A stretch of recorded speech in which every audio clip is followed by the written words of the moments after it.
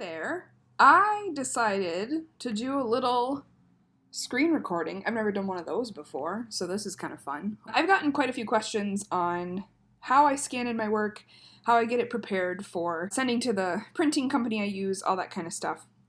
Full disclosure, I do not consider myself tech savvy at all. I have only been using Photoshop for a year, and I'm still learning a lot. Honestly, what I've learned has been from other tutorial videos, so sometimes I won't even know what the button is I'm clicking. I just know what button to click and when to get the results I want. I just wanted to create something for you if you were interested in ever scanning your artwork.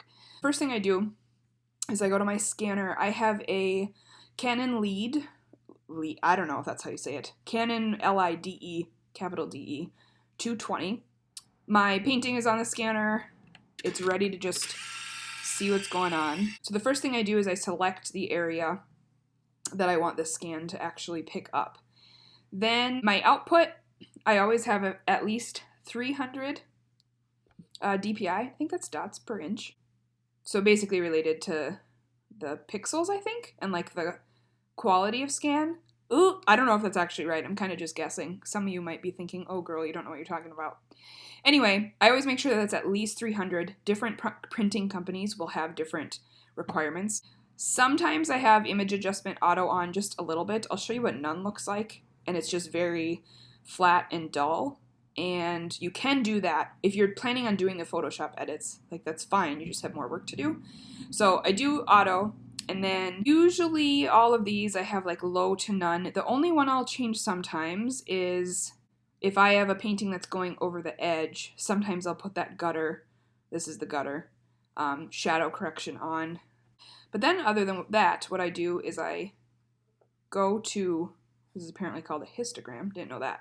So usually I adjust this just a little bit so it's not so gray, but again, I get to do most of these adjustments in Photoshop. Usually change this just a little bit, just to get it a little bit less gray. But you see how there's still these like divots of where the paper is buckling? That's going to be the stuff that I'll be able to fix and change in Photoshop. I don't want to do too much because I want to show you, well, maybe I will, because I can show you the effectiveness of this scanner. It's maybe a little bit too intense. Okay, so that's probably good as like a starting point. So I'll hit close, then let's scan. So here's the scan. If you look close, again, these are going to be subtle changes, but it's changes that you'll notice in when you get a print printed. Now, I don't know enough. My signature is kind of blurry here. Since this is just for a sample, I'm not going to worry about that. I don't know if I'm not skilled enough to know like how you can change that in Photoshop. So for right now, I'm just going to leave it because I'm not actually going to get this as a print. But if I was going to send this in, I would redo the scan and just make sure that this is happening because this area isn't flat on the surface of the glass. So it's kind of like lifted up, so it's making it blurry. But if you look close, you can see kind of these bulges of color. Over here, where this CMYK is, I know it's a pure white background.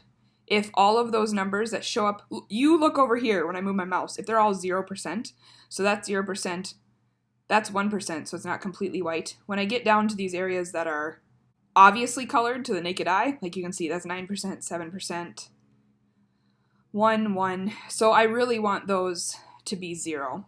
The first thing I would do, if I have, sometimes you get a scan where the area that you selected, like there might be the edge of the sketchbook here, you can go to this healing tool and hold down Option on a Mac. I don't know what it is on other computers. Option for like your reference point, and then you can kind of heal those areas easily, so it just makes it like a perfect white square. But ours is, it looks like it's already good. So the first thing I do is go down to this little half circle, half colored in, half clear, and I go to levels.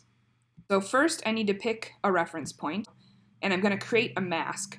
What this is going to do is I'm going to hit color range, I'm going to select just a white area of the background. The areas that are not perfectly white are masked. In other words, they are not going to be affected by the edits I'm going to make.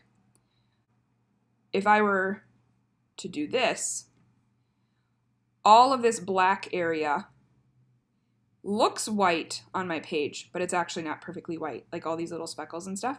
I don't want that to be masked because that's what I want to be fixing.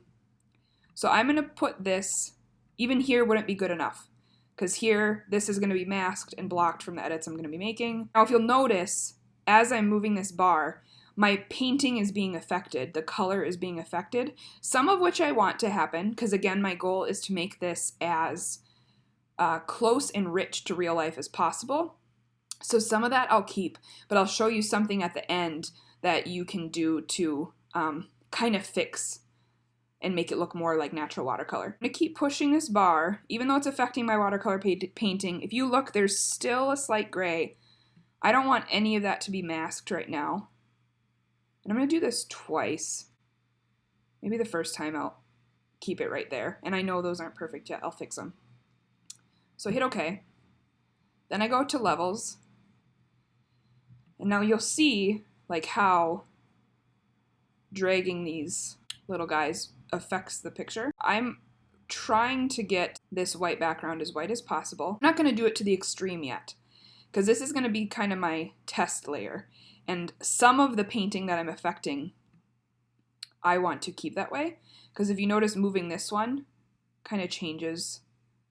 Obviously, if you do it to that point, that looks ridiculous. But you can shift it just a little bit to kind of up some of the contrast to get, again, more how it is in real life.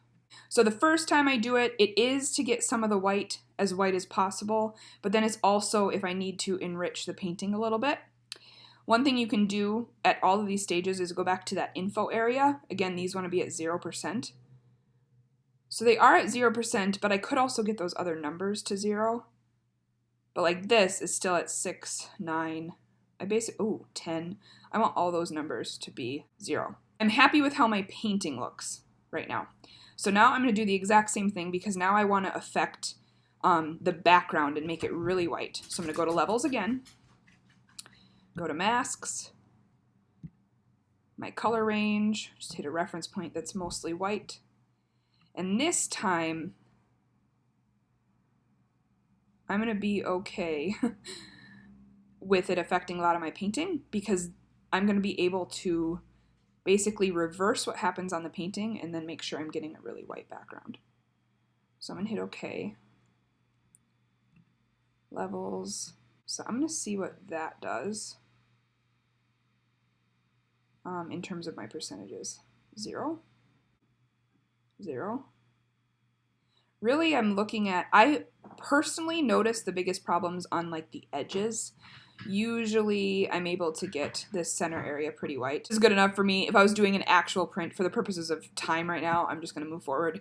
I would maybe spend a little bit more time like zooming in and really making sure all those areas are actually at 0%. So then what I'm going to do is, this is the level that I really affected the painting just to get the background white, and I want to bring that color back in, and I want it to look like watercolor. So what I can do is I can basically paint back on the mask, is like my way of understanding it. This is the level where my painting looks like it should. So I'm not going to adjust this level. I hit the paintbrush tool. I need my paintbrush to be painting black, because I'm putting the black back on here. And then I'm basically, oh yeah, there we go, just going over the areas that I want to turn back. I can make this a little bit bigger into like watercolor looking, while keeping my background